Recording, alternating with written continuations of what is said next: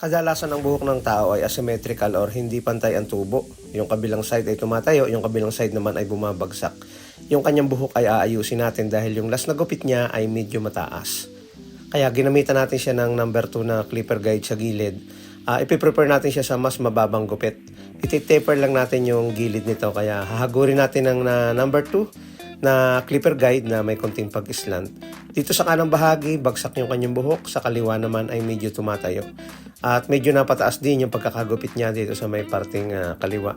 Kaya i-prepare natin sa mas mababang gupit para kapag next na pagpapagupit niya ay medyo mababa na at walang tatayong buhok sa parting gilid nito. Nag-overcome na tayo dyan. I-prepare natin yan sa ganyang pamamaraan ng paggugupit.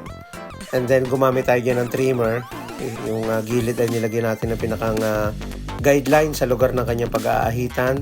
At pinudpod na rin natin yung patilya or ipipade natin yung pinakang ibang bahagi nito.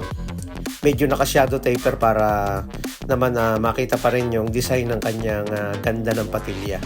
Pero siyempre mga kabataan ngayon gusto nila yung mga naka-fade or mga walang patilya, kaya ganyan yung gupit na gagawin natin para sa kanya. Next natin yan, i-blend na natin yung patilya niya sa paggamit ng number 1, 0.5 at walang clipper guide. Ganyan yung pamamaraan na ginagawa natin. Kadalasan ay dinediretso na natin para wala na tayong babalikan.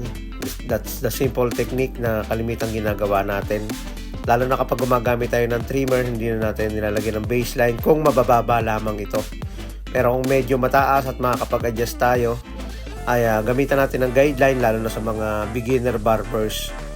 That's napaka-importante niyan. Ayan, nag-blend na tayo dyan, gumamit tayo dyan ng 0.5 at tinatagal natin yung clipper guide para mawala yung pinakang lines nito. Kung mababa lang yung gupit na gagawin natin, syempre kung ginagamitan natin ng trimmer, dapat yung trimmer natin ay mababa lang yung pinakang end kung saan mag-e-end yung pagkakahagod natin para hindi ito mapataas.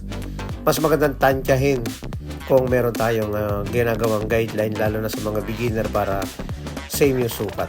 Sa ibabaw naman, bawasan lang natin ito ng konti, parihasin lang natin yung haba at round cutting lang yung gawin natin dito. And then sa unahan naman, putulan natin ng konti yung bangs.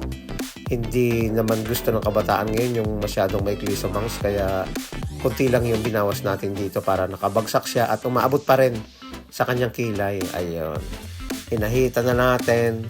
At siyempre, nilagyan natin ng konting hair product lang para magkameron siya ng volume. Volumizing hair cream ang ginamit natin sa kanyang buhok para okay na okay. Ayun.